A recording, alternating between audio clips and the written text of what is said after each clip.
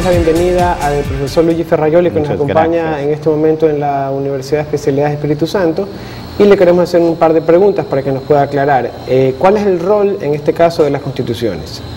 El rol de las constituciones, de todas las constituciones rígidas, como la ecuatoriana, la italiana, la alemana, es establecer límites y vínculos al poder político.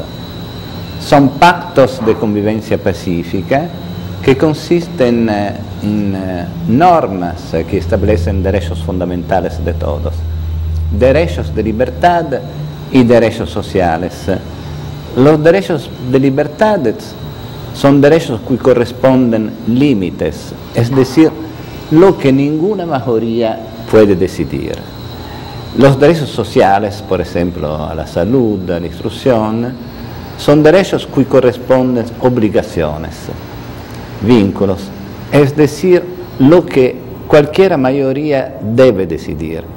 Gracias a la Constitución, la validez de las normas ha cambiado naturaleza. Pueden existir normas inválidas, es decir, en contrasto con la Constitución, que deben ser anuladas. Es cambiata la naturaleza también de la democracia, que no es solamente omnipotencia de la mayoría, ma es omnipotencia de la mayoría en los límites y con los vínculos constitucionales, es decir, en el respeto y en actuación de los derechos fundamentales establecidos. Y perfecto, y tomando como referencia eso, ¿cómo se podrían garantizar los derechos fundamentales?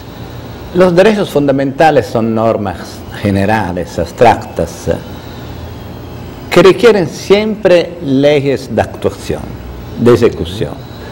Sin leyes de ejecución, los derechos fundamentales son derechos de carta, las constituciones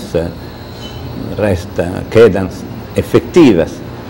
También el derecho a la vida requiere una ley de actuación, es decir, la prohibición del homicidio. Requieren instituciones de actuación que son obligatorias, son vinculantes, es decir, que la esfera pública debe introducir estas instituciones.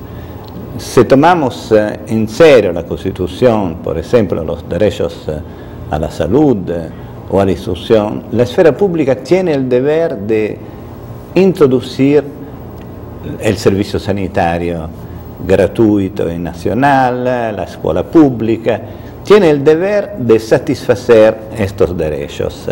Solamente con la introducción de estas garantías, de estas funciones públicas e instituciones de garantías, las normas constitucionales tienen efectividad. Los límites y los vínculos son límites y vínculos efectivos. Perfecto. Y de las preguntas que están en boga en este momento, por tantos derechos que están vulnerados y a su vez garantizados, ¿qué opina usted sobre la libertad de prensa? La libertad de prensa es un derecho fundamental. Es un derecho fundamental de los que expresan sus opiniones, sus críticas. Es un poder que tiene el deber de controlar la esfera pública, el ejercicio de los poderes públicos. Sin embargo, sin garantías, esta libertad puede ser inefectiva y transformar el rapporto con el poder en el contrario, cuando, es decir, es el poder que controla la prensa y no viceversa, la prensa que controla el poder.